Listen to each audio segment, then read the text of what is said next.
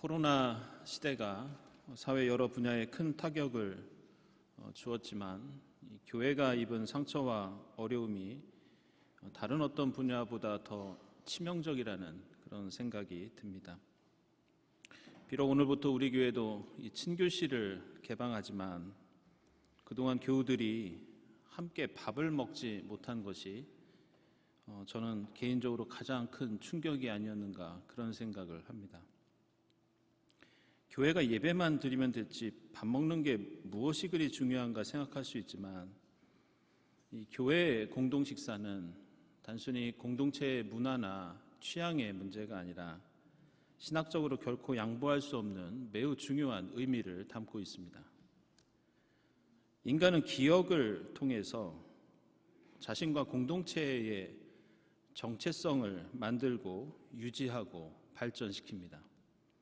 그래서 성경에서는 끊임없이 과거에 있었던 하나님의 구원 역사를 기억하라고 하고 있고 그리고 되새기라고 강조합니다. 그런데 성경과 교회의 역사에서 그 기억을 서로 나누고 확인하고 유지하는 가장 대표적인 자리가 바로 밥을 먹는 식사 자리였습니다. 성경에는 대단한 가르침과 기적 같은 사건들이 계속해서 나오지만 성경의 처음과 마지막, 알파와 오메가는 결국 먹고 마시는 일이라는 것을 우리는 성경을 보면 알 수 있습니다. 성경이 시작되는 창세기 2장 16절을 보면 하나님께서 처음 인간을 창조하시고 인간에게 맨 처음 하신 말씀이 동산 안에 있는 모든 나무의 열매를 먹고 싶은 대로 먹어라, 이 말씀이었습니다. 한마디로 하나님께서 인간에게 하신 첫 번째 말씀은 무한 급식, 너 먹고 싶은 대로 마음대로 먹어라, 이 말씀이었습니다. 그런데 놀랍게도 이것은 성경의 마지막도 마찬가지입니다. 성경의 마지막 책인 요한계시록, 그 중에서도 요한계시록의 마지막 장인 22장을 보면 성경의 마지막 하나님 말씀이 목마른 사람은 와서 생명의 물을 거저 마시라는 말씀입니다. 22장 27절 말씀은 한마디로 마시고 싶은 대로 실컷 마셔라, 이런 뜻입니다. 이처럼 성경은 먹고 싶은 대로 실컷 먹으라는 말씀으로 시작해서 마시고 싶은 대로 실컷 마시라는 말씀으로 마무리를 맺습니다. 그래서 성경은 먹고 마시는 책, 먹고 마시는 신앙이 바로 우리의 그리스도교 신앙입니다. 그것은 먹고 마시기를 탐하기 때문에 그런 것이 아니라 바로 그 자리가 유월절 식탁에서 출애굽 구원을 경험했던 것처럼 하나님의 구원 역사에 대한 기억을 확인하고 나누고 이어지게 하는 자리이며 거기에서 바로 하나님 백성의 정체성, 우리 그리스도인들의 정체성을 형성시키고 확인하고 유지하는 자리이기 때문입니다. 그래서 오늘 예수께서는 누가복음서 22장에서 십자가 고난과 죽음을 앞두시고 제자들과 먹고 마시면서 이 식사를 지금 한 번으로 끝내는 것이 아니라 앞으로 계속해서 먹고 마시며 예수를 기념하라고 당부하고 계십니다. 그리고 부활하신 다음에도 복음서를 보면 예수께서 제자들을 찾으셔서 대단한 일을 하신 것이 아니라 제자들과 함께 밥을 드셨습니다. 그리고 이러한 먹고 마시는 일은 그대로 초대교회까지 이어져서 지금 우리가 드리는 이 예배처럼 처음부터 형식을 갖춘 어떤 전례를 지킨 것이 아니라 그들은 함께 모여 밥을 먹고 예수를 기억하고 사랑과 친교를 나누었습니다. 그들이 그렇게 모여 밥을 먹는 일, 지금 우리가 함께 예배를 드리는 일, 그 시작이 바로 오늘 누가복음서에 나오는 예수의 마지막 만찬입니다. 유대인들은 원래부터 유월절 식탁을 통해서 하나님과의 언약을 되새기고 기념해 왔습니다. 오늘 본문 보시면 예수께서는 자신이 유월절 어린 양이 되어 새로운 신앙, 새로운 언약이 이 십자가 사건을 통해서 시작된다고 선언하십니다. 따라서 이제 앞으로 포도주와 빵을 나누면서 십자가에서 죽으신 예수의 몸과 피를 떠올리면서 예수를 통한 하나님과의 새로운 언약을 기억하라고 당부하십니다. 흥미로운 것은 성경에서 가장 중요한 신학적 개념 중에 하나인 이 언약도 우리가 먹고 마시는 그 일과 깊은 관련이 있습니다. 언약을 가리키는 히브리어 베리트는 동사 바라에서 온 말인데 이 말은 빵을 자르다, 음식을 자르다 이런 뜻을 갖고 있습니다. 구약 성경 시대부터 이스라엘 백성들은 음식을 잘라서 나눠 먹으며 하나님과의 계약을 기억했고 그 행위를 통해서 신앙 공동체를 이루어 왔으며 그 식탁의 경험이 하나님에 대한 계약 신앙, 언약의 신학 이렇게 형성되어 왔다고 할 수 있습니다. 그런데 오늘 누가복음서 말씀을 보면 이렇게 뜻깊은 식탁에 함께 모인 이 사람들을 당황하게 만드는 그런 장면이 나옵니다. 그것은 예수께서 제자들과 함께 빵을 떼고 잔을 나누시다가 갑자기 마지막에 이런 말씀을 하십니다. 그러나 보아라, 나를 넘겨줄 사람의 손이 나와 함께 상위에 있다. 인자는 하나님께서 정하신 대로 가지만 인자를 넘겨주는 그 사람에게는 화가 있다. 화기애애하게 이어지던 식사 자리가 예수의 이 한마디로 마치 찬물을 끼얹은 것처럼 굳어버립니다. 제자들은 서로의 얼굴을 쳐다보며 이런 일을 할 사람이 누구일까 서로 물어보고 쳐다봅니다.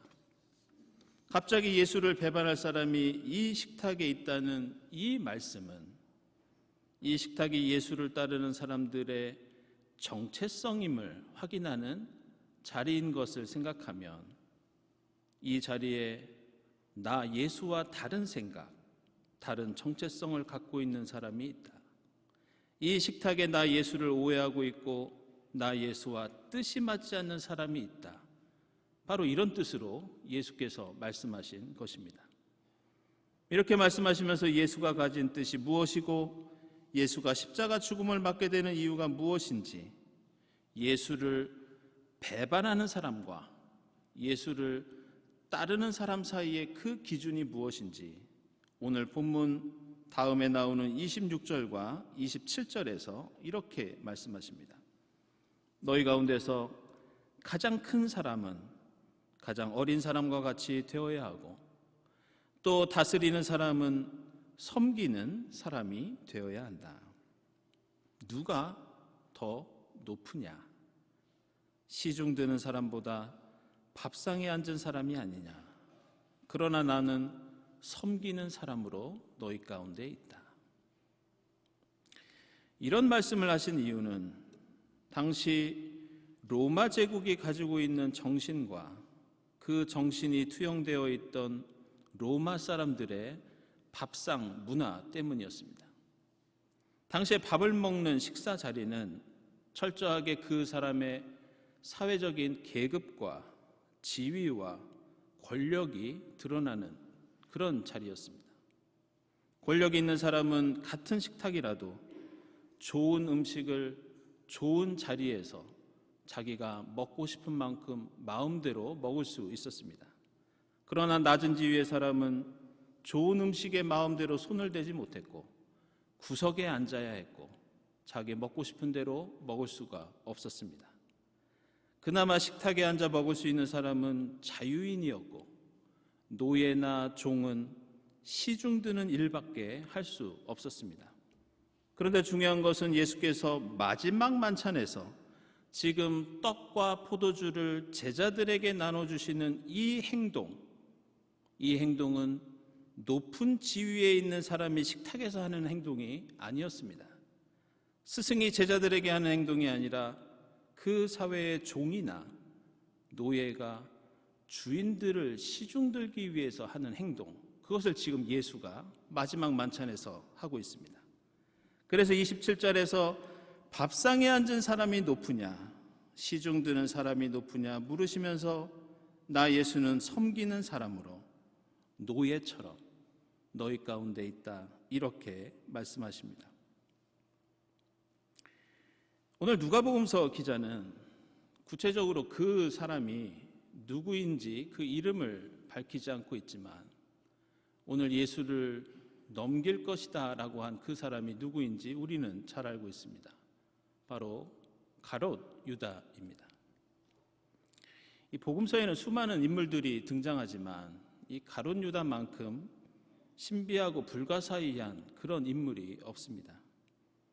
유다라고 하는 그 이름과 그 이름의 뜻도 불확실하고 이 사람의 배경과 성품, 도대체 왜 예수를 팔았는지 그리고 어떻게 죽었는지 모두가 논쟁 가운데 있고 복잡하고 그리고 불가사의한 일들로 남아 있습니다.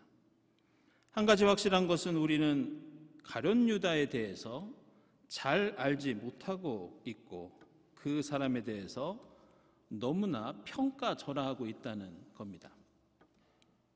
성경에서 묘사되고 있는 이 유다라는 인물은 그가 예수를 배반했다는 이유로 성경 기자가 나중에 복음서를 기록하면서 유다를 깎아내리고 그리고 사탄이나 적그리스도와 동일시했다는 것을 우리는 잊어서는 안 됩니다.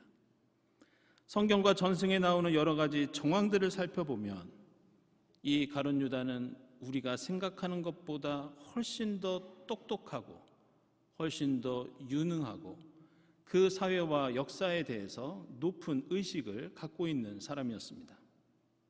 예수의 12제자들 가운데 이 가룟 유다만 출신이 달랐습니다. 예수의 다른 모든 제자들은 예수가 자라고 공생애를 보낸 갈릴리 지역의 사람들이었지만 가룟 유다는 유다 지방 출신이었습니다. 예수께서는 다른 지역에서 온 그를 제자로 삼으신 것은 그가 갈릴리 출신의 다른 제자들과 함께하지 못할 가능성이 있는데도 그가 가지고 있는 잠재력과 능력을 보시고 앞으로 큰 역할과 사명을 부여하기 위해서 제자로 선택했을 가능성이 큽니다. 아마도 유다는 처음 예수가 선포했던 말씀과 그가 베푼 놀라운 기적을 보면서 큰 감명을 받고 예수와 함께 세상을 바꿀 수 있다는 그런 열망을 가졌을 것입니다. 가룟 유다가 제자들 가운데 우리가 생각하는 것보다 더 중요한 역할을 맡았다는 것은 먼저 그가 돈을 관리했다는 데에서 찾아볼 수 있습니다. 요한복음서 13장 29절을 보면 유다는 제자들 중에서 회계 역할을 맡고 있었습니다. 지금도 그렇지만 당시 사회에서 누군가 돈을 맡고 있었다는 것은 사람들이 그를 신뢰했다는 증거고 또 그가 셈이나 경제활동과 관련된 특별한 지식과 경험을 갖고 있다는 그런 뜻입니다. 게다가 동방교회 전승에 따르면 제자들의 이름이 열거된 명단에서 가룟 유다가 무려 3번째로 등장합니다. 비록 복음서의 제자 명단에는 그가 예수를 팔았다는 이유로 맨 마지막에 나오지만 다른 전승들을 보면 베드로, 야고보, 요한 가운데 한 사람보다 더 먼저 언급되는 매우 비중이 큰 그런 인물이었습니다. 우리는 유다가 예수를 팔아넘긴 것이 돈을 받고 그렇게 한 것으로 알고 있지만 몇 가지 상황을 고려해 본다면 그렇지 않을 가능성이 더 큽니다. 무엇보다 유다가 예수를 팔아넘긴 대가로 받은 은 30리푼, 생각보다 보잘것없는 액수였습니다. 게다가 당시에 돈의 단위로 이 30이라는 숫자는 우리가 한두 푼이라는 표현이 보잘것없는 액수를 가리키듯이 당시 사회에서 적은 돈을 가리키는 관용적인 표현이었습니다.